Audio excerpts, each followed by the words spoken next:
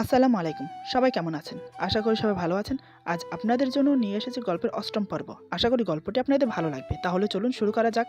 এটা শুনে মনিরা খুব আশ্চর্য হয়ে যায়। এদিকে নীরা মনে মনে খুব খুশি হয় যে আমি ওর কথা রেখেছি। কিন্তু মনিরার ব্যাপারটা হজম হলো না। হঠাৎ মনিরা উঠে এসে আমার হাত ধরে বলে, মিটিং ক্যান্সেল করার কি আছে? আমি যাচ্ছি তো তোর সাথে। কোনো অসুবিধা হবে না। আর এমনিতেও তুই আমাকে কোথাও ঘুরতে নিয়ে যাসনি। আজ চল, মিটিং শেষ করে আমরা ঘুরে আসব। এটা শুনে সবাই অবাক হয়ে মনিরার দিকে তাকিয়ে আছে। এদিকে নীরা মনিরের কথা শুনে রাগে থরথর করে কাঁপছে। ওর ইচ্ছে করছে ওকে ঘাত ধাক্কা দিয়ে বের করে দেয়। আমি বললাম, না রে, আমার আজ কোথাও যেতে ইচ্ছে করছে না। আমার মুখে এটা শুনে মনিরা ক্ষিপ্ত বাঘিনীর মতো চাহনি নিয়ে নীরার দিকে তাকায়। এদিকে আমার মুখের কথা শুনে নীরার মুখে হাসি ফুটে উঠল। নীরা মনে মনে বলে, এই প্রথম আমি আমার বরকে ওই গাছপেতনির সাথে যাওয়া থেকে বাঁচালাম। মনিরা বলে, কিন্তু কেন? নীরা আবার বিড়বিড় করে বলে, কেন রে কুত্তি, তোকে বলতে হবে কেন? আমি বললাম, স্পেশাল মানুষের আবদার রাখতে তো হবেই। মনিরা মনে মনে বলে, না, আর এভাবে চলতে দেওয়া যাবে না। আম্মুকে যত তাড়াতাড়ি সম্ভব আসতে বলতে হবে, না হলে আমি আমার মীরকে সারা জীবনের জন্য হারিয়ে ফেলবো। নীরা মনিরাকে ভাবতে দেখে মনে মনে বলে, বাদরানি, তোর মনের মধ্যে কি চলে আমি বুঝি না। তোকে যদি এই বাড়ি আর আমার বরের মাঝখান থেকে না সরিয়েছি, তো আমার নাম নীরা না। একসময় সবাই খাবার শেষ করে সবাই সবার রুমে চলে গেল। নীরা মায়ের সাথে কাজে সাহায্য করছে। মা বলে, নীরা? নীরা বলে, হ্যাঁ মামনি। মা বলে, তোর এই ঋণের শোধ আমি কি করে দেব বল মা? তুই যা চাইবি আমি তাই দেব। আমি আমার ছেলেকে আগের মতো ফিরে পাচ্ছি, সব তোর জন্য। বল তুই কি চাস? নীরা কিছু বলতে যাবে, ঠিক তখনই তিশা এসে বলে ওঠে, ভাইয়ের কাছ থেকে মুক্তি চায়। নীরা তিশার কথা শুনে ওর মুখের দিকে তাকিয়ে থাকে। মা অবাক হয়ে বলে, কি যা তা বলছিস? তিশা বলে, হ্যাঁ মা, ভাবি ভাইয়ের কাছ থেকে মুক্তি চায়। কারণ ভাবি ভাইয়াকে ভালোবাসে না। ভাবি তো নিজেই বলেছে ও নাকি চলে যাবে। তুমি বরং ভাইয়াকে বলো ভাবিকে ডিভোর্স দিয়ে দিতে। কি তাই না ভাবি? আসলে এটা বলে নীরার মন বোঝার চেষ্টা করে তিশা। তিশা খুব ভালো করেই জানে নীরা আমাকে ভালোবেসে ফেলেছে। এদিকে তিশার কথা শুনে নীরা ওর দিকে রাগি একটা লুক নিয়ে তাকায়। তারপর কিছু না বলে হনহন করে রুমে চলে আসে। এদিকে তিশা হেসে বলে, ভাবি বলেছিলাম না তুমি ভাইকে ভালোবাসবেই। বাজিতে তুমি হেরে বসে আছো। ভাইকে নিজের মুখে বলবে তুমি ভাইকে ভালোবাসো, দেখে নিও। এই বলে নিজের রুমে চলে যায়। ওদিকে নীরা রাগে গজগজ করে তিশার উদ্দেশ্যে বলে, গুন্ডা ভাইয়ের শয়তানি বোন, আগে যা বলার বলেছি। এখন কি আমি তোকে বলেছি আমি ওর কাছে থাকতে চাই না? ইচ্ছে করছে ঠান্ডা পানিতে চুবিয়ে রাখি। এইসব বিড়বিড় করতে করতে রুমে চলে আসে। এসে দেখে মনিরা আমার সাথে বসে আছে। এটা দেখে আরো রেগে যায়। নীরা আবার বিড়বিড় করে বলে, হাই আল্লাহ, এ কেমন মেয়ে মানুষ বানিয়েছো তুমি? এত বেহাইয়া কি করে হয়? বলি, ওই শাকচুন্নি, এত বড় মাছের মাথা খেয়েও তোর পেট ভরেনি? আগেই বলতি, পাশের বাসার বিড়ালে মাথাটা কেটে এনে খাইয়ে দিতাম। ফের চলে এসেছিস আমার বরের মাথা খেতে? এই ভেবে মনিরাকে উদ্দেশ্য করে বলে, মনিরা আপু, তুমি তোমার ঘরে না গিয়ে এখানে কেন গো? রেস্ট নেবে না? মনিরা বিরক্ত ভাব নিয়ে বলে, না ভাবি, আমি একটু মীরের সাথে কথা বলছিলাম। নীরা আবার বিড়বিড় করে বলে, ভাবি, আহা, বাঁচা যায় না। এদিকে আমার বরের পিছে সবসময় ঘুরঘুর করা আর আমাকে ভাবি বলে ডাকা। এই ভেবে বলে, না আপু, ওর তো শরীর খারাপ, ওকে তো রেস্ট নিতে হবে। আপনি বসে থাকলে ও তো আর রেস্ট নেবে না। এই বলে আবার বিড়বিড় করে বলে, ইচ্ছে করছে তোকে ধাক্কা মেরে বের করে দেই প্যাকাটি। মনিরা বলে, ও তাই তো, মীর তুই শুয়ে পড়, আমি তোর মাথায় বিলি কেটে দেই। আমি বললাম, না রে, ঠিক আছে আমি। মনিরা জোর করে আমাকে শুইয়ে দিতে গেলে নীরা তার আগে আমাকে শুইয়ে দেয়। তারপর আমার মাথা কোলে তুলে নিয়ে বিলি কাটতে শুরু করে। আমি তো পুরো শখ খাই নীরার কাজ দেখে। নীরা বলে, থাক না মনিরা আপু, আপনার কষ্ট করতে হবে না, আমি তো আছি। আমিও নীরার কথায় সম্মতি জানিয়ে বললাম, হ্যাঁ রে মনি, তোর ভাবি তো আছে, তুই বরং রেস্ট নে গিয়ে। এবার মনিরা যাই কই, কিছু না বলে মনিরা রেগে চলে গেল। নীরা আবার বিড়বিড় করে বলে, দূর হ শাকচুন্নি আমার সামনে থেকে। তারপর আমাকে বলে, আপনাকে একটা কথা বলার ছিল। আমি বললাম, বলো না জান পাখি। নীরা বলে, ওর নাম মনিরা, মনি নয়। আমি বললাম, আমি জানি তো। নীরা বলে, তো আদিক্ষিতা করে মনি মনি করেন কেন, হ্যাঁ? আমি বললাম, কোথাও পোড়া পোড়া গন্ধ পাচ্ছি। নীরা বলে, মোটেই না, আপনি ওকে ভালোবেসে মনি বলেন, এতে আমার কি? আপনি ওকে মনি বলেন আর কোলে নিয়ে বসে থাকেন, আমার কি? নীরার কথা শুনেই আমি উঠে বসি ঝট করে। নীরাকে বিছানায় শুইয়ে দিয়ে ওর শরীরের উপর নিজের শরীরের ভার ছেড়ে দিই। তারপর নীরার দুই পাশে হাত রেখে নীরার মুখের কাছে মুখ এনে ফিস ফিস করে বললাম, নীর পাখি, সত্যি করে বলো তো, মনিরাকে তুমি সহ করতে পারো না কেন? নীরা বলে, আমি কেন সহ করতে পারবো না, হ্যাঁ? আমি বললাম, সেটাই তো, ভালোবেসে ফেলেছো আমাকে, সত্যিটা বলো। নীরা কি বলবে বুঝতে পারছে না। নীরা মনে মনে বলে, সত্যি যে আমি তোমাকে ভালোবেসে ফেলেছি, কিন্তু আমি তা কখনোই স্বীকার করব না। কিন্তু তুমি আমার এত কাছে এসে কথা বলছো কেন? আমার যে সব কথা হারিয়ে যাচ্ছে। আমি বললাম, কি গো নীর পাখি, কথা বলছো না কেন? নীরা বলে, বাসি না, আমি আপনাকে ভালোবাসি না, আর কোনোদিন বাসবো না। নীরার কথা শুনেই আমি নীরার উপর থেকে উঠে আসি। নীরা ভালোভাবেই বুঝতে পারে আমি খেপে গেছি, তাই সে তাড়াতাড়ি করে আমার কাছ থেকে পালানোর জন্য উঠে যেতে গেলেই আমি নীরাকে বিছানার উপর ফেলে দেই। ওর হাত শক্ত করে চেপে ধরে নীরা ঠোঁটে নিজের ঠোঁট ডুবিয়ে দেই। তারপর পাগলের মতো কিস করতে থাকি। নীরা আমাকে ধাক্কা মেরে উঠে আবার রুম থেকে বের হতে যাবে।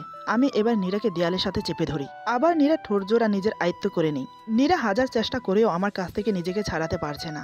আমার রাগ এতটাই উঠে গেছে যে আমি কি করছি নিজেও জানি না। আমি নীরার ঠোঁটে কিস করেই যাচ্ছি। এক পর্যায়ে আমি পেছন থেকে নীরার ব্লাউজের হুক খুলে ফেললাম। হঠাৎ আমার কিছু একটা মনে হতেই নীরার কাছ থেকে দুহাত পিছিয়ে পড়লাম। এদিকে নীরা পিছে হাত দিয়ে ব্লাউজ ধরে ধপ করে ফ্লোরে বসে কাঁদতে শুরু করে।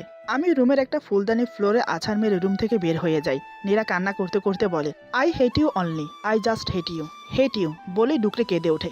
একসময় কাঁদতে কাঁদতে ফ্লোরে ঘুমিয়ে পড়ে। কখন যে রাত হয়ে যায় সে নিজেও জানে না। এদিকে তিশা নীরাকে না দেখে রুমে ডাকতে আসে। এসে দেখে নীরা ফ্লোরে ঘুমোচ্ছে আর সারা মেঝেতে কাচের টুকরো ভরে আছে। তিশা নীরাকে ডেকে উঠায়। নীরা উঠে বলে, কি হয়েছে? তিশা বলে, কখন থেকে ডাকছি, এভাবে এখানে ঘুমিয়ে আছো কেন? আর মেঝেতে এভাবে কাজ ভেঙে পড়ে আছে কেন? কি হয়েছে? ভাইয়াও তো বাসায় নেই, ফোনও বন্ধ, কই গেছে জানো? 11:30 বাজে। নীরা বলে, আমি জানি না। তিশা বলে, এটা কি হলো? 10 কথায় নিমন্ত্রণ করলাম আর তুমি এক কথাই বলছো জানো না। নীরা বলে, মানে কি? তিশা বলে, কিছু না, বাদ দাও, মামুনি বাবাই টেনশন করছে। ভাইয়া কই গেছে তুমি জানো? নীরা বলে, না জানি না। তিশা বলে, ঠিক আছে আমি দেখছি, তুমি ওঠো, খাবে না? বাবাই আর মাকে তো জোর করে খাইয়ে দিয়েছি। আর হ্যাঁ, মনির আপুও বাসায় নেই। এটা শুনে যেন নীরার হোশ ফিরে এলো। সে তৎক্ষণাৎ উঠে দাঁড়ায়। নীরা বলে, মনিরা বাসায় নেই মানে? ও কোথায় গেছে? তিশা বলে, তা তো জানি না, ওর ফোনও বন্ধ। ওই শাকচুন্নি আবার তোমার গুন্ডার ঘাড় মটকিয়ে দিচ্ছে কিনা কে জানে। নীরা বলে, কি যা তা বলছো? তিশা বলে, সত্যি বলছি, মনিরা আপুরও ফোন বন্ধ আর তোমার গুন্ডারও। আমার মনে হলো তাই বললাম, ঠিক আছে আমি গেলাম। তিশার মুখের কথা শেষ হতে ড্রয়িং রুমে চেঁচামেচির আওয়াজ শোনা যায়। ওরা দুজন একে অপরের মুখের দিকে তাকিয়ে দৌড়ে নিচে নেমে আসে। এসে দেখে আমি ড্রিঙ্ক করে একেবারে ফুল মাতাল হয়ে আছি আর মনিরা 2 হাত দিয়ে আমাকে জড়িয়ে আছে। তিশা বলে, দেখো ভাবি, আমার কথাই ঠিক, শাকচুন্নি তোমার গুন্ডাকে নিয়ে গেছে। মা বলে, বাবা তুই আবার ড্রিঙ্ক করেছিস? আমি বললাম, হ্যাঁ করেছি, আরও করব, তোমার কি? মনিরা বলে, আপনি কে ওর ব্যাপারে এ কথা বলার? যান এখান থেকে। মনিরা কথা বলার সময় আমি পড়ে যাচ্ছিলাম, ঠিক তখনই মনিরাকে জড়িয়ে ধরি। এটা দেখে নীরা আমাকে মনিরার কাছ থেকে ছাড়িয়ে আমার গালে ঠাস করে থাপ্পড় মারে। আমি তাল সামালতে না পেরে মায়ের কোলে গিয়ে পড়ি। এটা দেখে মনিরা রেগে যায়। মনিরা বলে, how dare you, you stupid girl, তোমার সাহস কি করে হয় মীরের গায়ে হাত তোলার? কে তুমি, ওকে থাপ্পড় মারার? মনিরার কথা শেষ হতে না হতে নীরা ঠাস করে ঠাসিয়ে একটা থাপ্পড় মেরে দেয় মনিরার গালে। আর মনিরা মেঝেতে ছিটকে পড়ে যায়। নীরা নিজের রাগ কন্ট্রোল করতে না পেরে চিল্লাতে শুরু করে। নীরা বলে, আপনি কি মনে করেন আমি আপনার মনের আশা কি বুঝি না? সাহস কি করে হয় মামনির সাথে এভাবে কথা বলার? কোন অধিকারে আপনি আমাদের পরিবারের ব্যাপারে কথা বলেন? হ্যাঁ, আমি ওর বউ, আমার পুরো অধিকার আছে ওর উপর, যা ইচ্ছে করতে পারি ওর সাথে। আপনি কোন অধিকারে ওর পিছে আঠার মতো লেগে থাকেন? হ্যাঁ, কি মনে করেন আমি বুঝি না? তিশা মনে মনে বলে, বাহ ভাবি বাহ, তুমি তো কামাল করে দিলে, ক্যারি অন। নীরার রণচণ্ডীর রূপ দেখে আর ওর হাতের মার খেয়ে মনিরা চুপ করে থাকে। নীরা বলে, তিশা, এক মগ তেঁতুলের পানি আমার রুমে নিয়ে এসো। আর মনিরা আপু, এই সংসারটা মিরাজের আর আমার, আমি বেঁচে থাকতে এগুলোর কিছুই তুমি পাবে না। তাই আমার সংসার আমার বরের থেকে 100 হাত দূরে থাকো, নয়তো আমি কি করব নিজেও জানি না। এদিকে তিশা নীরার এই রূপ দেখে মনে মনে বলে, এই না হলে আমার ভাবি, এইটাই তো এতদিন ধরে চেয়েছি। I am proud of you ভাবি। নীরা বলে, তিশা জলদি আসো। এই বলে নীরা আমাকে টানতে টানতে বাথরুমে নিয়ে শাওয়ার অন করে দেয়। তারপর আমাকে শাওয়ারের নিচে বসিয়ে দেয়। তিশা বলে, ভাবি কই তুমি? নীরা বলে, ওয়াশরুমে আছি, এখানে আসো। তিশা এসে নীরাকে মগ ভর্তি তেঁতুলের পানি দেয়। নীরা আমাকে বলে, হা করে এটা খেয়ে নিন। আমি বললাম, না আমি খাবো না। তুমি আমাকে মারলে কেন? তুমি সবসময় আমার সাথে এমন করো। আর আজও তুমি। আমার কথা শেষ হবার আগে নীরা আমার চুলের মুঠি ধরে তেঁতুলের পানি জোর করে খাইয়ে দেয়। নীরা বলে, তুই খাবি না, তোর বাপ খাবে। তিশা বলে, ভাবি আমি কিন্তু ভাইকে বলে দেব তুমি ভাইয়াকে বকছো। নীরা বলে, তুমি এখান থেকে না গেলে তোমাকেও এটা খাইয়ে দেব। এটা শুনেই তিশা দৌড়ে চলে গেল। আজ নীরার এই রূপ দেখে মা বাবা পর্যন্ত রাগ কাটেনি, কারণ তাদের মতে নীরা ভুল কিছু করেনি। এদিকে নীরা জোর করে আমাকে তেঁতুল পানি খাইয়ে বমি করিয়ে আমার পেট থেকে সব মদ বের করে ফেলে। তারপর আমাকে গোসল করিয়ে মাথা মুছিয়ে দেয়। নীরা বলে, আমি বাইরে যাচ্ছি, চেঞ্জ করে নিন। আমি বললাম, কেন, তুমি করিয়ে দাও না। নীরা আমার চোখের দিকে তাকিয়ে বলে, ঠিক আছে। এই বলে আমার প্যান্ট ধরে টান দিতে গেলে আমি তৎক্ষণাৎ প্যান্ট ধরে বললাম, আরে আরে কি করছো, আমি পারবো। নীরা বলে, ঠিক আছে জলদি আসুন। এই বলে সে ওয়াশরুম থেকে বের হয়ে রান্নাঘরে চলে যায়। তারপর আমার জন্য খাবার নিয়ে আসে। আমি বের হয়ে দেখি নীরা খাবার নিয়ে বসে আছে। আমিও নীরাকে দেখে কিছু না বলে বিছানায় শুয়ে পড়লাম। নীরা এটা আরো খেপে গেল। আমাকে টেনে এনে সোফায় বসিয়ে দিল। নীরা বলে, হাঁ করুন। আমি বললাম, খাবো না, ভালো লাগছে না। নীরা বলে, কেন? ওইসব ছাইপাশ গিলতে খুব ভালো লাগে, আর খাবার খেতে ভালো লাগে না? বলেই নীরা আমার মুখে খাবার গুজে দিল। নীরা বলে, খুব সাহস বেড়েছে না আপনার, খুব, যা বলার মতো না।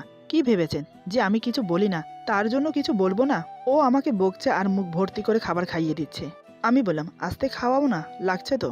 নীরা বলে, লাগুক, লাগার জন্যই দিচ্ছি, একটা কথাও বলবেন না, যেভাবে খাওয়াচ্ছি সেভাবে খাবেন, বেশি কথা বললে এই ভাতের থালা দিয়েই আপনার মাথায় বাড়ি মেরে দেবো। নীরার ঝাড়ি শুনে আমি বেচারা চুপ মেরে গেলাম, আর ও যেভাবে খাইয়ে দিচ্ছে সেভাবেই খেতে লাগলাম। নীরা আবার বলে, মনি মনি মনি, কিসের এত ঢলাঢলি ওর সাথে? হ্যাঁ, কোনো জন্মে কারোর সাথে গল্প করেন না, ওর সাথে 3 বেলা কিসের গল্প? হ্যাঁ, আর একবার যদি দেখি ওই শাকচুন্নি পেতনি ডাইনিটার সাথে খেজুরে পেঁচাল পারতে, তো কানে নিচে এমন একটা দেব না, জন্মের মতো গল্প করা ঘুচিয়ে দেব, মনে থাকবে। আমি মাথা নেড়ে সম্মতি জানালাম, কারণ আমি ভাবতেও পারিনি নীরার এই একটা রূপও আছে। আমাকে খাইয়ে দিয়ে নীরা সব পরিষ্কার করে তারপর একটা চেয়ার টেনে আমার সামনে বসে। নীরাকে ওভাবে বসতে দেখেই আমি একটু পাশে সরে বসি, কারণ নীরাকে দেখেই আমার ভয় লাগছে। পুরুষ মানুষ হাজারো বলবান হলেও তার স্ত্রী যখন রেগে যায় তখন সে স্ত্রীর কাছে বিড়াল হয়ে যায়। হঠাৎ নীরা আচমকাই আমার হাত টেনে নিয়ে ওর মাথার উপর রেখে বলে, ভালোবাসেন আমাকে? আমি বললাম, নিজের থেকেও বেশি। নীরা বলে, তাহলে আমার মাথায় হাত রেখে বলুন, জীবনে কখনো ড্রিঙ্ক করবেন না, মামুনির সাথে খারাপ ব্যবহার করবেন না, ঠিক মতো অফিসের কাজ করবেন, আর বাজে বন্ধুদের সাথে মেলামেশা করবেন না। আমি অবাক হয়ে বললাম, এত কিছু? নীরা বলে, কেন, বেশি মনে হচ্ছে তো আমাকে ছেড়ে দিন।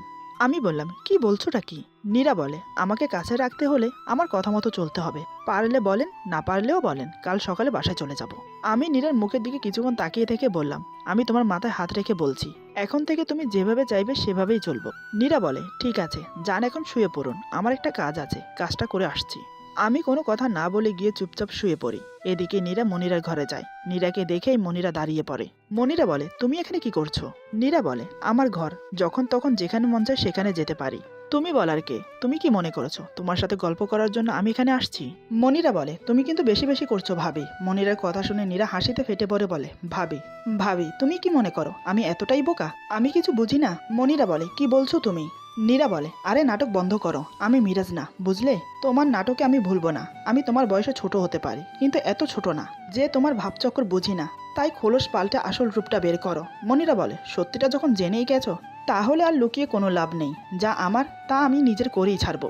তোমাকে আমার মিরাজের কাছে থাকতে দেব না। সে ছোটবেলা থেকে আমি ওকে ভালোবাসি, কতভাবে বোঝানোর চেষ্টা করলাম, কিন্তু ওকে বোঝাইতেই পারলাম না। তার আগেই তুমি ওর জীবনে চলে আসলে, উড়ে এসে জুড়ে বসলে। তোমাকে তো ওর জীবন থেকে সরতেই হবে, জীবিত বা মৃত। তিশা বলে, মনির আপু, কি বলছো এসব তুমি? হ্যাঁ। নীরা বলে, তুমি এখানে কেন? মনিরা বলে, আর তুই তিশা, কে তুই? হ্যাঁ, কে তুই? কে? সবসময় দেখি এই মেয়েটা চামচামি করিস। তিশা বলে, মুখ সামলে কথা বলো আপু, সবাই তোমার মতো নোংরা মনের মানুষ না। মনিরা বলে, যত বড় মুখ নয় তত বড় কথা, দেখে নেব তোদেরকে। একবার শুধু মীর আমার হয়ে যাক। নীরা বলে, সে আশা তোর কোনোদিনও পূরণ হবে না। মনিরা বলে, হাউ ডিয়ার ইউ, তোমার এত বড় সাহস আমাকে তুই তোকারি করো? নীরা বলে, ব্যাস, অনেক বলেছিস তুই। তুই কে? তোকে সম্মান দিয়ে কথা বলতে হবে? কি মনে করেছিস মিরাজকে বিয়ে করে এই সব সম্পত্তি নিজের দখলে করে নিবি? আমি বেঁচে থাকতে সেটা কোনো দিনই করতে পারবি না। মনিরা বলে, মীরকে আমি কোনো দিনও তোমার হতে দেব না। নীরা হেসে বলে, ও আমার থেকে দূরে গেল কবে যে আমার হতে দিবি না তুই?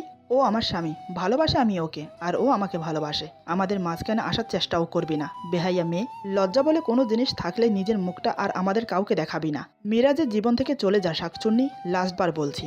মিরাজের আশেপাশে আসার চেষ্টাও করবি না, ও শুধু আমার। চলো তিশা। এই বলে তিশার হাত ধরে বেরিয়ে আসে মনিরার ঘর থেকে। তিশা এতক্ষণ অবাক হয়ে নীরার মুখের কথাগুলো শুনছিল। তিশা বলে, ভাবি, ভাই জানে? নীরা বলে, কি? তিশা বলে, তুমি যে ভাইকে ভালোবাসো। নীরা বলে, চুপচাপ গিয়ে ঘুমাও, অনেক রাত হয়েছে। এটা শুনে তিশা নিজের রুমে না গিয়ে দৌড়ে মামনির রুমে চলে গেল। তখনও মা বাবা ঘুমায়নি। তিশাকে দৌড়ে রুমে প্রবেশ করতে দেখে মা ঘাবড়ে যায়। কিছুটা অবাক হয়ে মা বলে, কি রে, আবার কি হলো? এভাবে দৌড়ে আসলি যে, সব ঠিক আছে তো? তিশা হাঁপাতে হাঁপাতে বলে, কি কি ঠিক নেই বলো। তুমি জানো মামনি ভাবি কি করেছে? মা বলে, নীরা যা করেছে তা তো আমাদের সামনেই করেছে। ও তো কিছু অন্যায় করেনি বা ভুল কিছু বলেনি। তিশা বলে, আরে মামনি, এখন যা হলো তা তো তুমি কিছুই জানো না। মা বলে, এখন এখন আবার কি হলো? তারপর তিশা এক একে সব খুলে বলে। সব শুনে তো মা বাবা দুজনেই অবাক। মা বলে, যা করেছে করেছে, কিন্তু এরপর কি হবে সেটা ভেবেই তো আমার হাত পা কাঁপছে। তোদের ফুফু কেমন তোরা তো জানিস। তিশা বলে, তাতে কি, আমার ভাবিও কিন্তু কম যায় না। তোমরা দেখোই না সামনে কি কি হয়। এ বলে নিজের রুমে চলে গেল। এদিকে নীরা রুমে এসে দেখে আমি গুটিসুটি মেরে বিছানার এক কোণে ঘুমিয়ে আছি।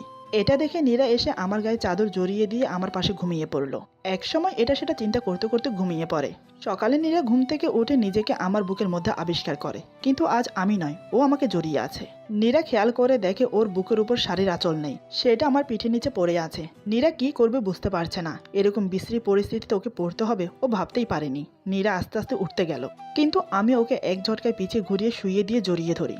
আমি বললাম, এখনো আমার ঘুম হয়নি, চুপচাপ শুয়ে থাকো, নড়াচড়া করলে কিন্তু সারাদিন এভাবে জড়িয়ে থাকবো। নীরা বলে, লজ্জা করে না আপনার? দেখছেন না আমার? এতটুকু বলে চুপ হয়ে গেল। আমি বললাম, তোমার কি নীর পাখি, বলো। নীরা বলে, আমার। আমি বললাম, তোমার কি, বলোই না। নীরা বলে, আমার গায়ে। আমি বললাম, তোমার গায়ে। নীরা কিছু না বলে ছটপট করছে। আমি বললাম, নীর পাখি, আমি কি পরপুরুষ যে তোমাকে জোর করে বিছানায় জড়িয়ে আছি? এমন ছটপট করছো কেন? নীরা বলে, একদম বাজে কথা বলবেন না। আমি বললাম, ঠিক আছে, বলবো না, তো চুপচাপ থাকো।